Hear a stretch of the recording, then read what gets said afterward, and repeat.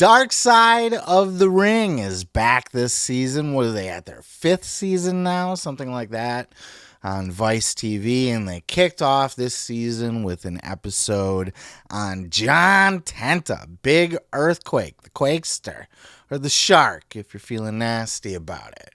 John Tenta, the big former sumo wrestler. I didn't know that he had a Dark Side of the Ring worthy kind of life. And I still think it's debatable. I think they're kind of stretching now in their 5th season here. Pretty soon they're going to be like, oh, this is Dark Side of the Ring, Big E. Oh, he took a bump and hurt his neck. The end. You know what I mean? Like, how far can we stretch this thing thin here? But here is a clip from Dark Side of the Ring where they do talk about something that I thought was a little bit dark here. It was just horrible to hear it because he was such a sweet man. John Tenta was laid to rest in Houston, Texas, surrounded by the love of his family, but without any representation from the business he devoted himself to for over 20 years. There's no wrestlers. No flowers from the boss. The amount of work that my dad had put out there, for the amount of punishment he put, his body through for entertainment and for his bosses. And I just wish that they would have, tried a little harder to reach out to him and to show more love, because he was a gentle giant and he would have done anything for anybody. Certainly very sad to hear that when the man passed, he had literally zero representation from anybody in pro wrestling. That kind of breaks my heart, because, man, I used to love me some Earthquake as a kid.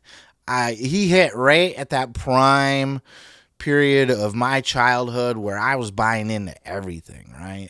And when he came out and he hurt Hulk Hogan, I bought it. I believed it. I thought Hogan was injured. The ribs were all taped up, the gimmick, all that.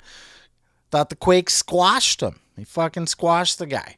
Then Earthquake, when he jumped on the snake, when you remember when he crushed Damien and the snake, they covered that here on the show.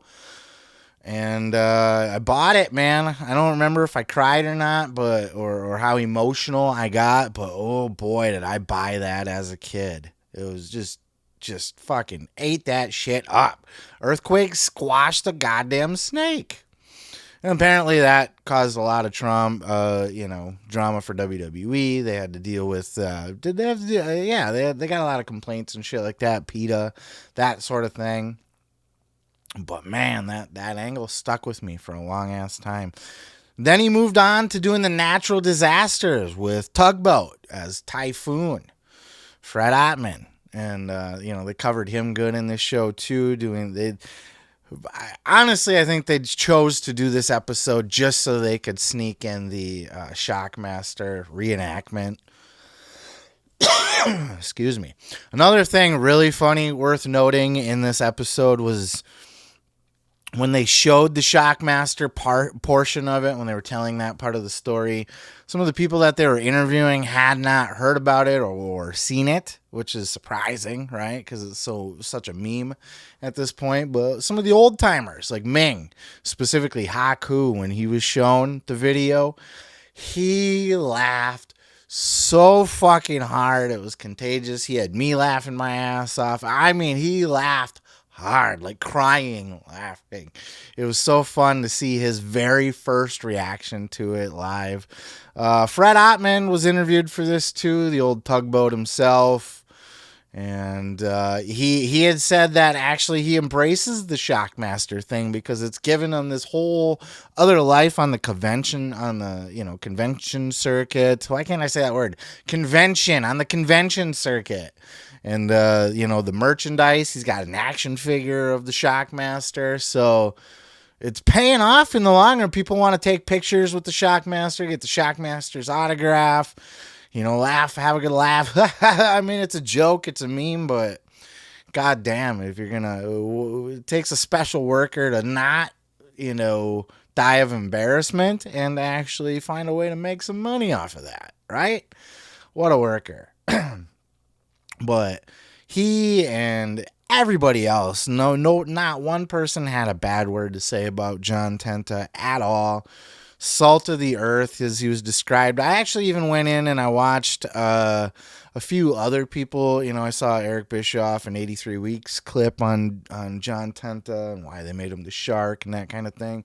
But even he said, exact words, John Tenta was salt of the earth. Everybody had a nice thing to say about this man. He was just a sweetheart. He adopted a child, like not like, off the free market or anything, but he married a woman who already had a child, and he took that child on as his own, and that child took his name, Tenta, and then they had a bunch of other kids. He married a woman that he met while he was in Japan. He was doing the sumo wrestling gig. He was apparently a kick-ass wrestler in high school and college, and ended up getting recruited. Listen, I didn't even know that Japan did this, but apparently Japan was recruiting American wrestlers right out of college to go to Japan and make money over there doing sumo, which is a sport over there, and that's something they can legit get paid for, and will apparently recruit people fresh out of, collegiate wrestling and shit. And he went over there and kicked everybody's ass, essentially, but he didn't like the culture of it, and that would have been more something they should have gotten into on a dark side of the ring. Why didn't he like it? Was there hazing going on? Was there weird shit? What exactly did he not like about the culture? They just basically kind of said, I didn't like the culture, so I wanted to get out of it.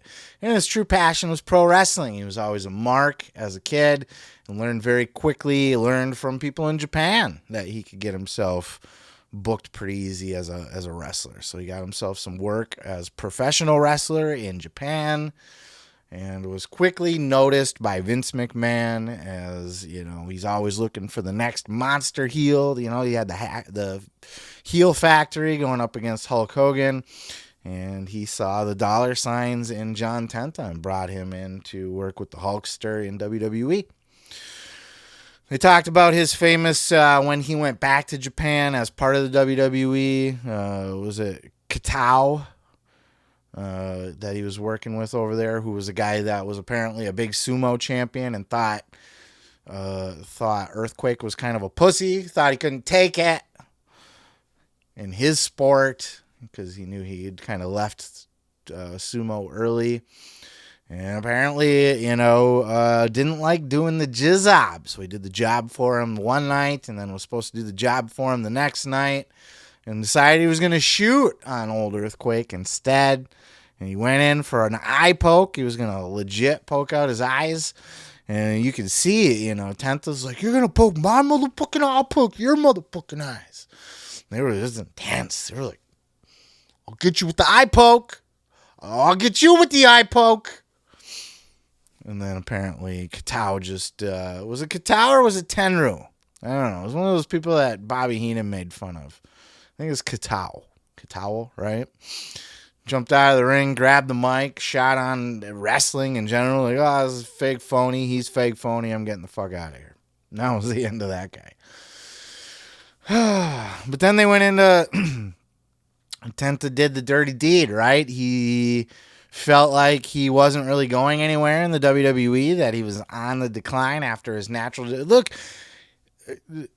Most wrestlers don't get the kind of run that John Tenta got.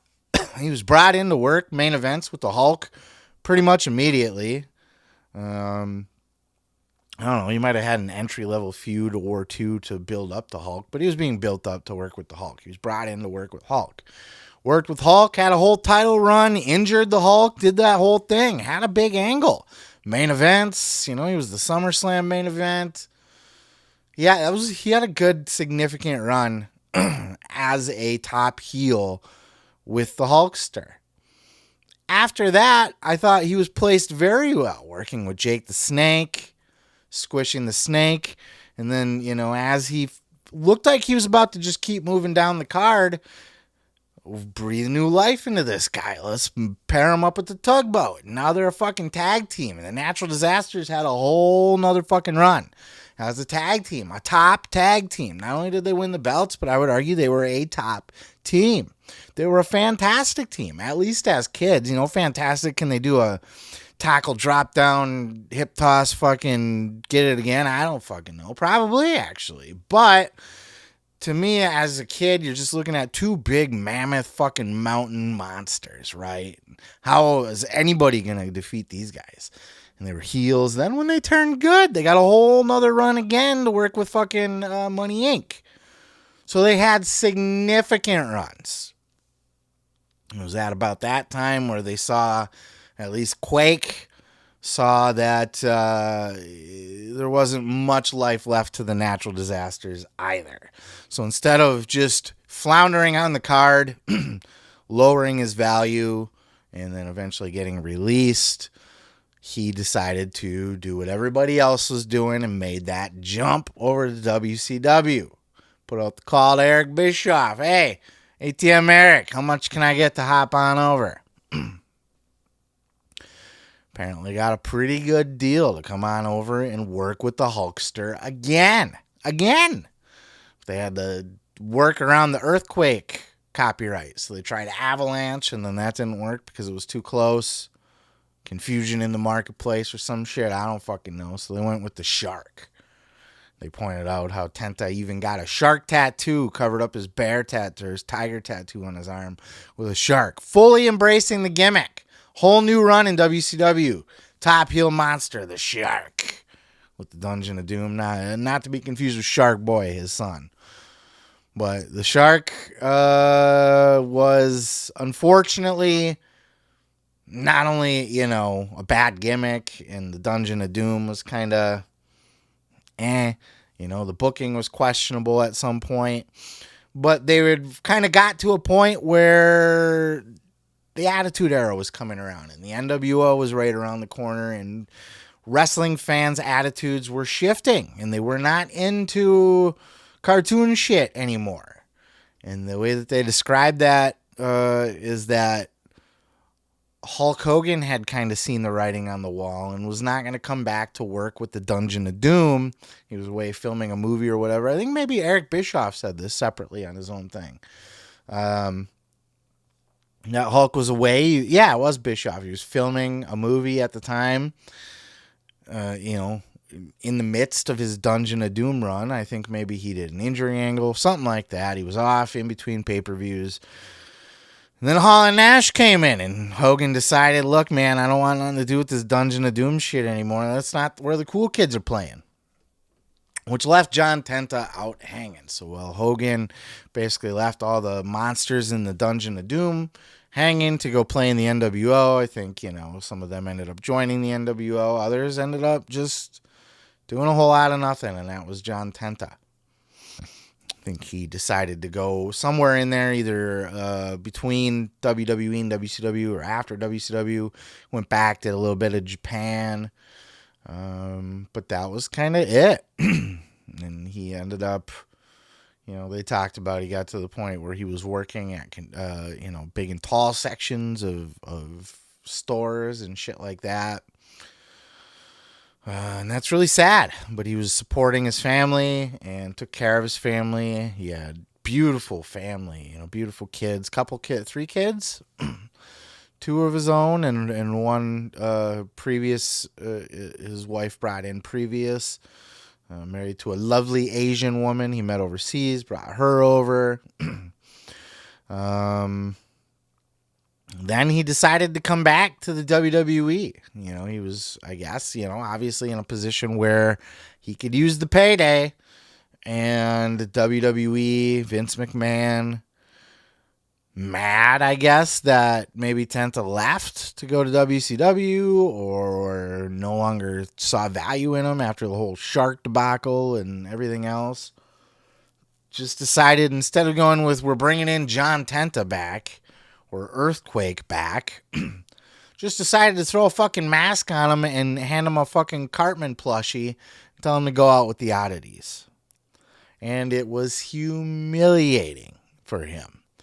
This would not have been a humiliating spot for any big oaf, but it was particularly for John Tenta, because this was a guy who main evented against the Hulkster, a legend at this point, right? Had a huge, he had name and face equity, name and face value. But they just didn't see it in him at that point. And he got his payday, and he had his little bit of a run. And then that was it. That was a wrap for old John Tenta. And he didn't really do anything else in the wrestling business after that. And it wasn't too much further than that he passed away. And look, that's obviously, that's one thing why you would call it a dark side of the ring, but everybody passes away. So, I mean, can't do a dark side on every wrestler that ever died. So I felt like this one was a bit of a stretch. He ended up getting cancer in his, I forgot what they said. Maybe it was testicular, ball growing, somewhere in there. And it ended up like spreading throughout the rest of his body. Maybe kidneys, something like that. I don't fucking know. And they fought it. He did chemo. He was able to kick out of it for a little bit, but then it came back stronger, harder. Bladder. I think it was bladder. Maybe it was bladder. I don't fucking know. But that was it. And as I said at the beginning, they made mention in that when at his funeral, there was nothing, not even a card or a flower from the wrestling business. Not from Tugboat, not from fucking anybody. Sad, very sad. But by all accounts, he lived, for the short life that he did live, man, he lived, he raised a beautiful family who loves him very much. They were all here talking fondly about him. None of them talked about, I missed my dad growing up, because by the time they were old enough to really understand, he was able to spend a lot of time with them. There was, a little bit of stories of him being gone and coming back, and, with his daughter maybe not fully recognizing him right away, but, that didn't last long. He was there for a good formative chunk of their lives. They all love him. They all appreciate him. He had a huge run with Hulk Hogan, which not everybody got to do. Sure, Hogan, it was a monster factory. It was the heel factory. It was who can we put up against Hogan? But you had to be believable. You had to be a monster threat. And to do that, you had to also not only look the part, but you had to get the massive push, right? You had to squash a few people on your way up, or be brought in as this devastating, monster that nobody's going to be able to overcome.